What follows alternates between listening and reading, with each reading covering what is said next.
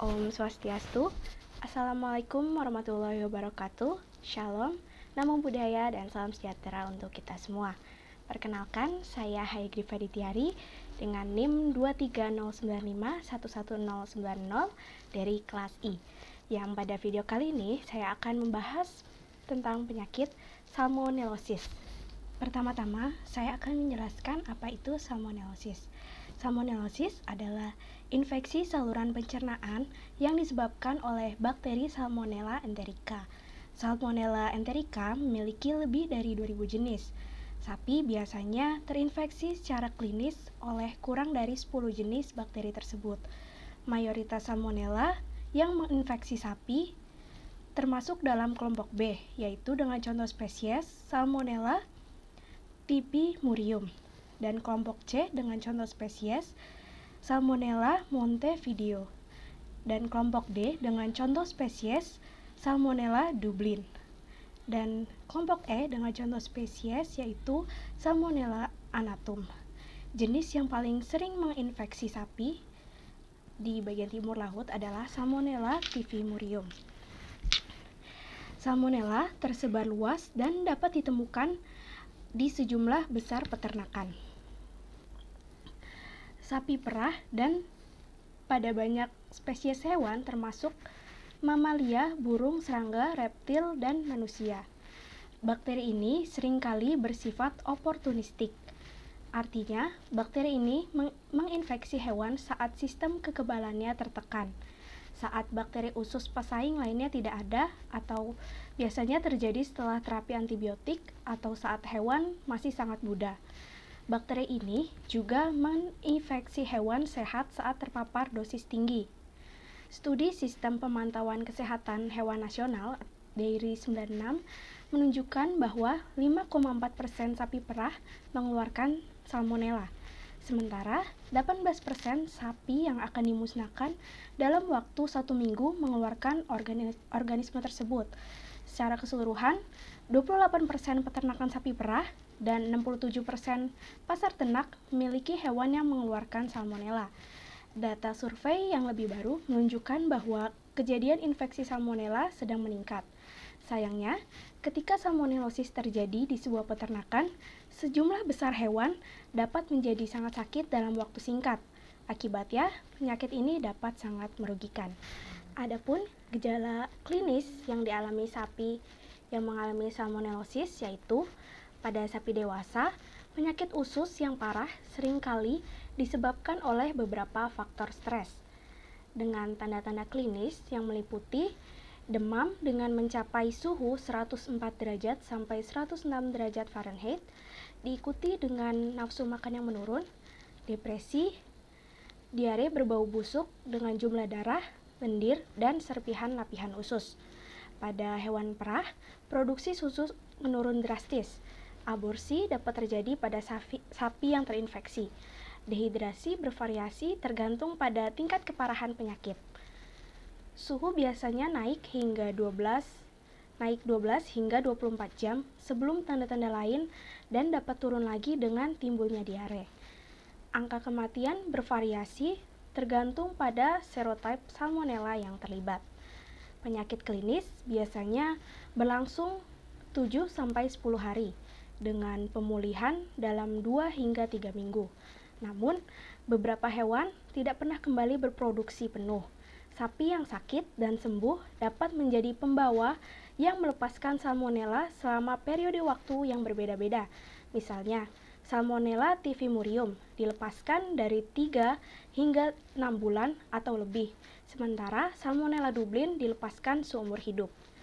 Pada kasus kronis, setelah episode akut, demam dengan suhu 103 derajat sampai 104 derajat Fahrenheit terjadi secara berkala dan diare encer terus berlanjut yang mengakibatkan dehidrasi progresif dan penurunan berat badan. Pemulihan mungkin lambat dan tingkat kematian sulit diprediksi karena ternak seringkali dimusnahkan karena kondisinya yang buruk dan tidak terawat. Lalu, bagaimana penyakit ini dapat menyebar? Salmonella adalah bakteri yang sangat menular, yang menyebar terutama saat hewan mengkonsumsi pakan atau air yang terkontaminasi. Salmonella dapat menginfeksi burung dan mamalia, termasuk manusia. Akibatnya, kotoran dari burung yang terinfeksi, hewan pengerat, dan hewan liar lainnya merupakan sumber umum kontaminasi lingkungan, air, dan pakan. Kontaminasi pakan dapat terjadi baik di tempat penyimpanan, di peternakan, maupun di tempat penjual pakan. Sejumlah besar salmonella dikeluarkan oleh hewan yang terinfeksi secara klinis. Hewan yang terinfeksi mudah mencemari lingkungan sekitarnya, termasuk pakan, bak air, kandang, peralatan makan, dan orang-orang yang bekerja di sekitar mereka. Sebagian besar bakteri dikeluarkan melalui kotoran ternak, tetapi ketika penyakit sistemiknya berkembang, bakteri juga dikeluarkan melalui air liur, sekresi hidung, urin, dan susu. Beberapa hewan setelah sembuh menjadi pembawa dan terus melepaskan organisme selama berbulan-bulan. Mereka mungkin tidak menunjukkan tanda-tanda penyakit secara lahiriah, tetapi merupakan sumber kontaminasi lingkungan yang terus-menerus dan berkala. Wabah penyakit ini sering terlihat setelah banjir atau limpasan air, saat pakan ternak atau peralatan terkontaminasi air banjir yang membawa organisme tersebut. Bakteri Salmonella menyukai lingkungan yang basah dan gelap. Bakteri ini memiliki kemampuan luar biasa untuk bertahan hidup dan kondisi yang buruk, seperti pH antara 4 dan 8 lebih, dan suhu antara 46 derajat sampai 113 derajat Fahrenheit. Salmonella dapat bertahan hidup di lingkungan dengan oksigen rendah, seperti di laguna, pupuk kandang, dan dapat bertahan hidup hingga 4-7 bulan di air dan tanah. Kelangsungan hidup Salmonella dalam bubur tergantung pada suhu, oksigen, dan pH. Penyimpanan aerobik, pH rendah, dan suhu tinggi di musim panas semuanya menurunkan kelangsungan hidup Salmonella. Salmonella yang menyebar ke ladang dalam pupuk kandang dapat bertahan hidup selama berminggu-minggu hingga berbulan-bulan. Pupuk kandang harus disebarkan ke tanah datar, di mana ia terpapar efek pengeringan angin dan efek bakterisida dari radiasi UV dari matahari. Pupuk kandang harus disebarkan ke lahan pertanian daripada ke padang rumput yang digunakan untuk pengembalaan. Investigasi terkini menunjukkan pembuangan pupuk kandang dengan pengomposan dan pencernaan anaerobik mengurangi jumlah organisme. Salmonella tidak lebih atau kurang sensitif terhadap efek disinfektan yang umum digunakan dibandingkan bakteri tinja lainnya. Larutan klorin, yodium, amonium kuaterner, dan senyawa fenolik sangat ampuh membunuh salmonella pada permukaan. Akan tetapi, sangat penting untuk membuang bahan organik dan alas tidur terlebih dahulu, diikuti dengan pembersihan basah dengan air panas atau uap tekanan tinggi, lalu disinfeksi, karena salmonella dapat berkembang biak dalam beberapa jam di lingkungan yang hangat dan basah. Disinfeksi harus segera dilakukan setelah pembersihan. Baik, selanjutnya saya akan membacakan contoh studi kasus yang terjadi pada tahun 2017, yaitu dilakukan penelitian terhadap sampel feses sapi perah di Dusun Judek, Desa Babadan, Kediri. Berdasarkan hasil penelitian tersebut, ditemukan 13 sampel feses sapi perah mengandung Salmonella sp. Berdasarkan hasil penelitian yang telah dilakukan di Dusun Judek, Desa Babadan, Kediri, diperlukan usaha untuk mencegah kandang dan sapi perah dari cemaran bakteri. Usaha tersebut antara lain, yang pertama yaitu memperhatikan kandang sapi.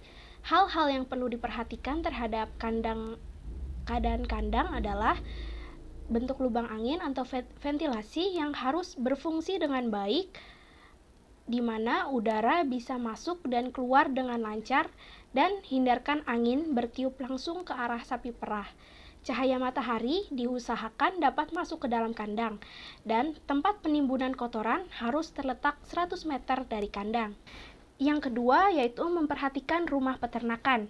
Rumah peternakan dibangun agar dapat memperhatikan leluasa ke segala arah dengan jarak dari kandang sekitar 30 meter. Yang ketiga, memperhatikan keadaan kesehatan sapi. Lalu yang keempat, memperhatikan kesehatan para peternak. Hal ini penting karena kontaminasi bakteri yang berasal dari peternak yang sakit dapat dihindari dan dikurangi. Lalu yang terakhir, memperhatikan makanan yang berupa hijauan dan konsentrat sebagai pakan penguat dan air minum yang harus diberikan secara ad libitum atau air selalu tersedia setiap saat pada tempat yang telah disediakan. Adapun terapi pengobatan untuk penyakit salmonellosis ini yaitu dengan cara vaksinasi.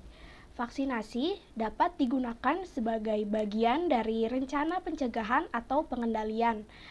Bovivax S mencakup Salmonella Dublin dan Salmonella typhimurium. Vaksin ini dapat diberikan kepada hewan yang berusia lebih dari 3 minggu. Diperlukan 2 suntikan subkutan dengan jarak 3 minggu. Idealnya, vaksin ini harus diberikan sebelum pengeringan dan paling cepat dalam waktu 8 minggu setelah melahirkan untuk memastikan perlindungan selama periode risiko stres yang tinggi ini. Baik, sekian penjelasan salmonellosis dari saya. Kurang lebihnya mohon maaf, saya ucapkan terima kasih.